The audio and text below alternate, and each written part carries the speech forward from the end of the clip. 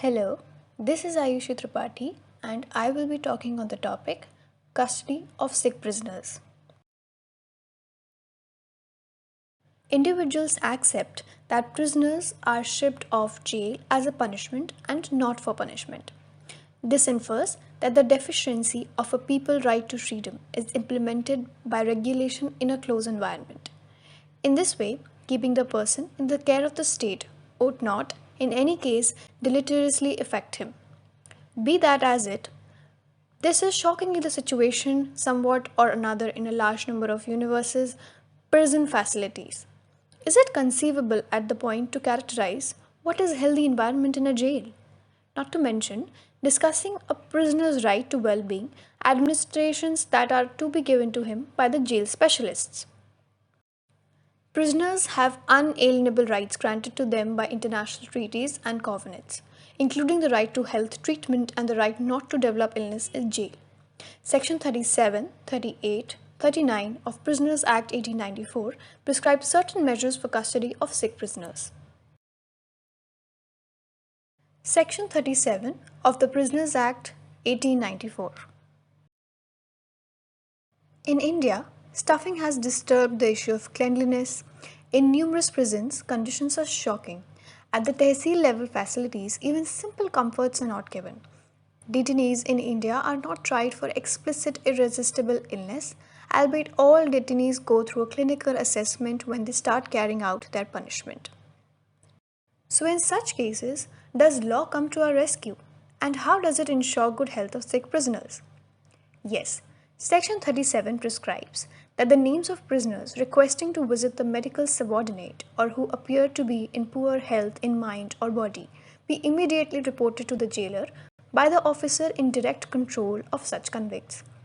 Moreover, it also states that jailer shall immediately call for the attention of the medical subordinate to any prisoners desiring to see him who are ill or whose state of mind or body appears to require attention and shall carry out all written directions given by the medical officer or medical subordinate respecting alterations in the discipline or treatment of any such prisoners.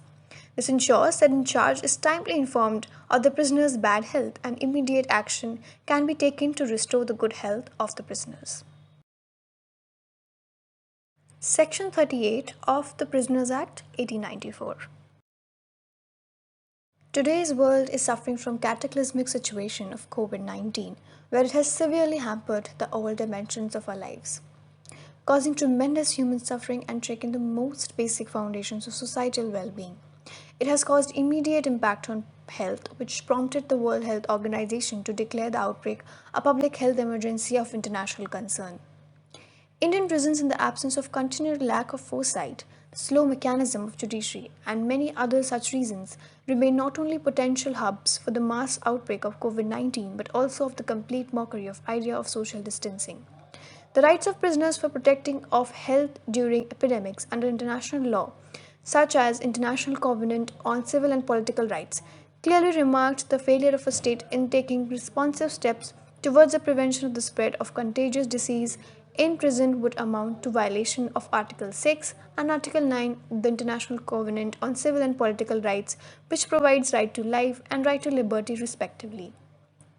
In such cases, the spread of a contagious disease can be contained if proper health record is kept of all the inmates in a jail.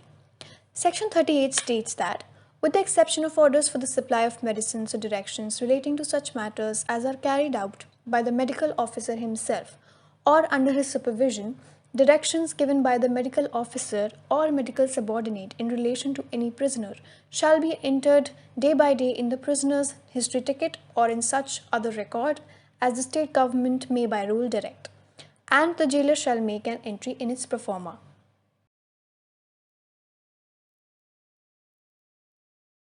Section 39 of the Prisoners Act 1894. In order to ensure good health inside the prison, it is very important that proper healthcare units are at the disposal of the prisoners.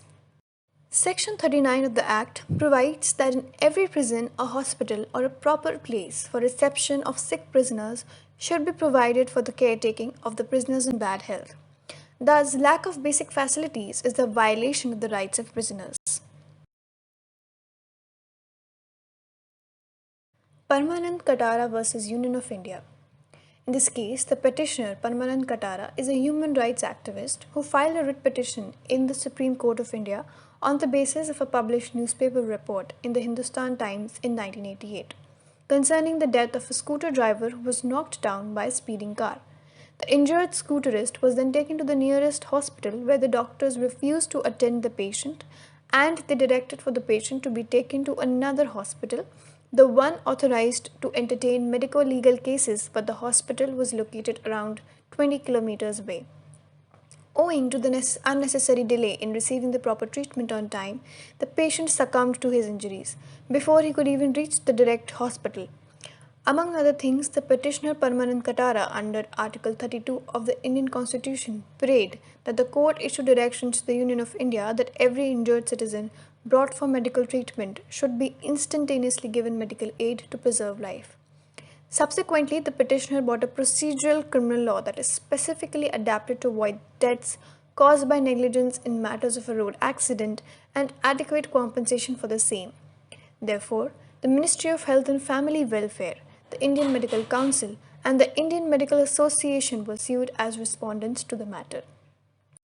In this historic decision, the court declared that the state has a responsibility to preserve life regardless of whether the individual is innocent or a criminal susceptible to punishment under the law.